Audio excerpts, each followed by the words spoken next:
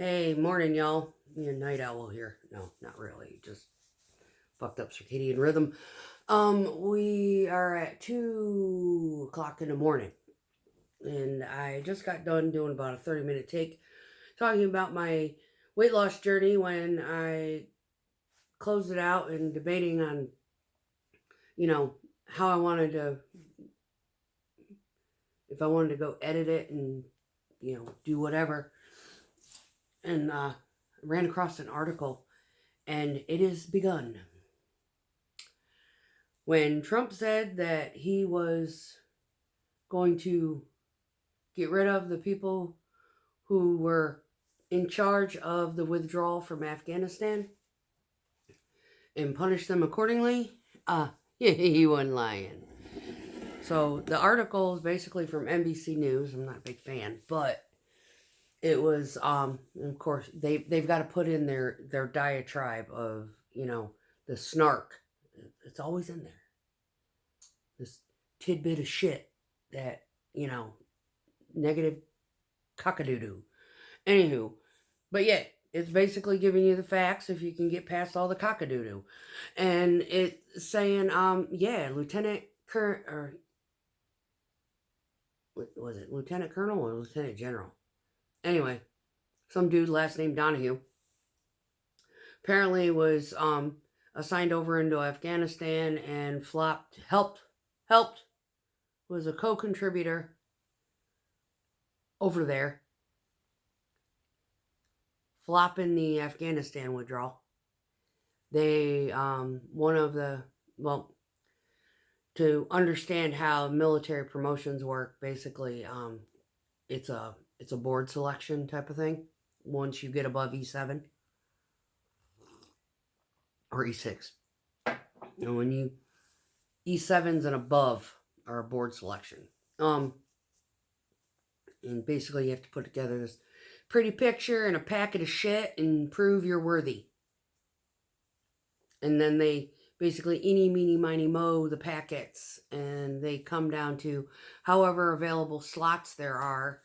And depending on who on the board is biased and non-biased, basically determines your fate as to whether or not you get promoted on that cycle of selection. Well, this motherfucker got denied. He is part of the Afghanistan withdrawal. There was a mention, something or other, of they are currently discussing, possible court-martial proceedings. Wow, wouldn't that be fucking wonderful? Yeah. To some.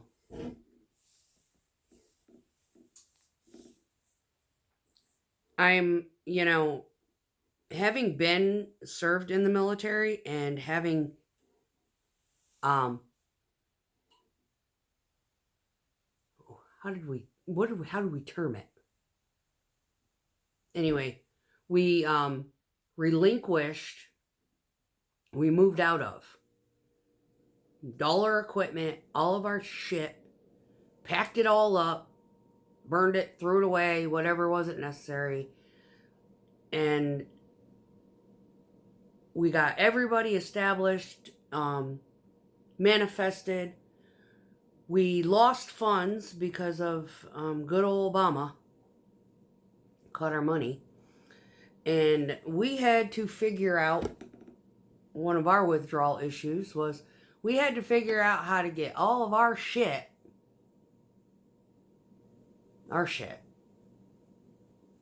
out of that fob into Kuwait. Because we lost funds in order to get all of our shit moved to JBB and have JBB transition it to the ships and get it shipped back over. Or flights, or however the fuck it is they moved it. I know the one tour we literally had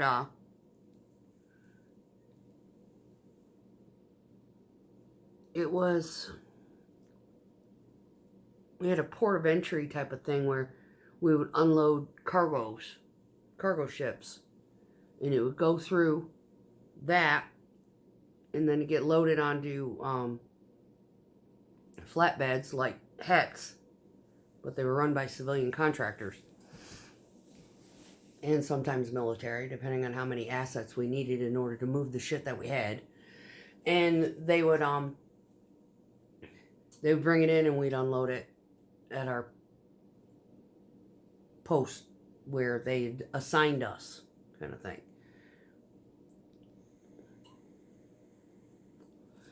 So yeah, I've got a good, well-rounded knowledge. It's kind of hard to explain it in layman's terms so the general public can understand what the hell I'm saying. But a lot of moving pieces and a lot of coordination and organization efforts and a lot of hand receipts and a lot of inventory is required when disabling a fob, clearing it out, and moving all your people and your shit with it. So the one fob we did, we closed it, but we had run out of funds. We couldn't transport our stuff via the traditional ways that we normally transported it. And it required a little bit of, ingenuity. And it was called GAC. We gacked out. We loaded up all of our trucks, kept fueling assets and recovery assets, and we had a convoy. I think we had 400 people. And we had serials of 40. We had a 35, a 40, and a 45. So we had 3 serials. So 35 vehicles and one that went out incrementally. Another 40 went out incrementally behind that one. And then another 45. And we had 400 people left on the fob. Some of them took Chinooks out. The other ones drove and or TC'd or were accompanying recovery personnel to roll this 400-mile. Now we had more than 400 people there. I remember because our company was like 900 deep. And I think we deployed with like close to 800 people. So the majority of them went back on the Chinooks and flew out into Kuwait. The rest of us, I was one of them, because I was transportation. We loaded up all the trucks. We loaded up everything we needed. We got in line, and we had gun trucks, we had recovery assets, we had fuel assets, we had water hippos, whatever we needed was in this convoy that left Kuwait. We went 400 miles, and I don't think our maximum speed was over 35 miles an hour. We rallied up at we had to go from this fob to this fob to this small installation to that small installation. We finally got out, our last stop before we got into Talil, or into Kuwait, was a base called Talil, and it's a very southern tip of Iraq. And we drove all of our shit through the green zone of Baghdad. It was very organized. It was already established that we were going there to shut that fob down. We knew when we got there that we were closing that facility, packing up and moving the fuck out. And we had 11 months to do it in. And then they cut our funds. So our anticipation of being able to just haul our shit over to JBB and have them take care of it was gone. That was about 3 or 4 months in when we got that. Oh, we got no money to move you. Oh, what are we going to do with our shit? There were some things that we did leave.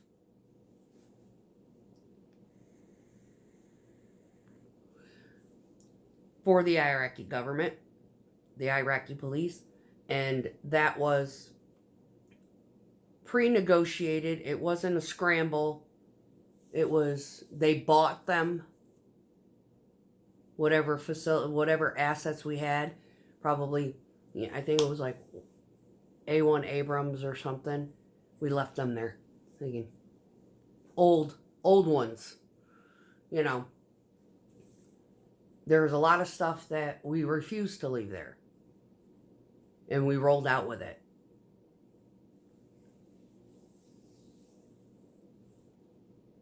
So yes, we do leave things behind.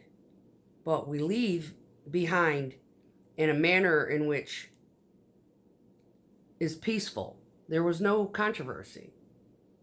Us leaving. The most controversy we had was crazy fucking drivers on the road. Yeah, now they're trying to break our convoy, and that's not a good thing to happen. So, yeah, a lot of dangerous driving was going on. It's like, I don't know, these people like to play chicken with these great big trucks. I don't understand.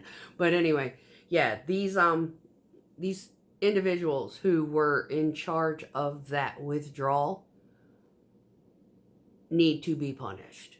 I agree. Completely, because I've been there, I've done that job, I know how to withdraw, and it was apparent that they have absolutely no interpersonal relationship, because there was, I can't remember the name of it, started with a Z. It was a dude up there. He was more like, he's kind of like a vigilante. And he was in charge of a territory. I can't remember what his name was. Damn. He was in charge of a territory in the northern portions of Afghanistan, right above, like, the region in which Bagram and Kabul reside. Because they're only like 30 miles apart. And just north of that, there was a region and a facility that we used to, you know, run supplies to. That guy had that shit down on lock. And apparently, when they transitioned and there was no communication put into place to get them on board to facilitate protection for the U.S., so whatever happened over there, they fucked up. Because that region, if they had known and had an idea of how things were going to go down, they would have probably come to support us because we supported them when I was over there. Yeah. Whoever was in charge of that withdrawal, they screwed up. And I can't, you know, markedly say that, you know, they probably got their funds cut also. Like we did. But my unit, we were fucking high speed. My command and our warrants and our mechanics and all of the people that were in charge and all of the first sergeants in my battalion had their fucking shit together.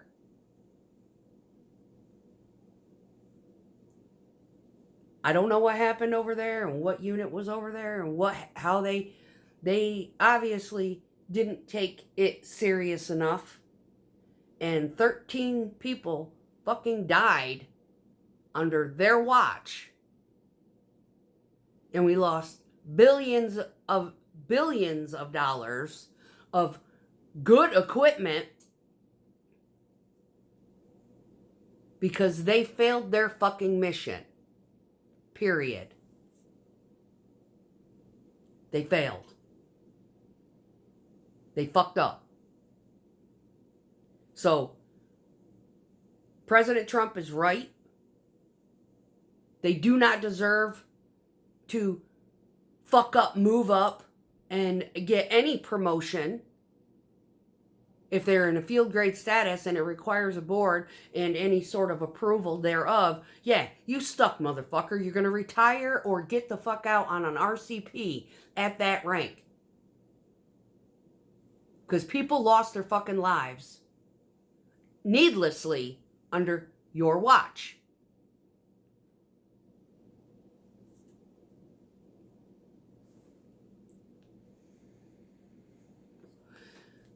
Boo-hoo. You fucking earned that.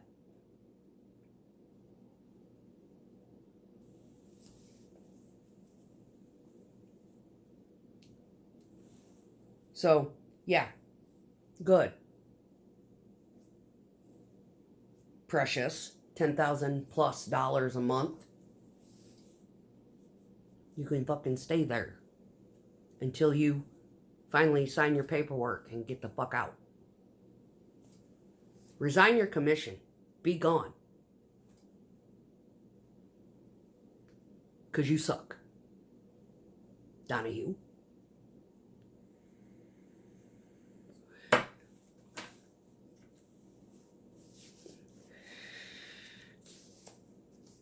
Didn't matter to you then. Shouldn't fucking matter to you now. Do they not realize that when you do something that fucked up, that you're going to have to face the consequences of your actions? Well, here you go.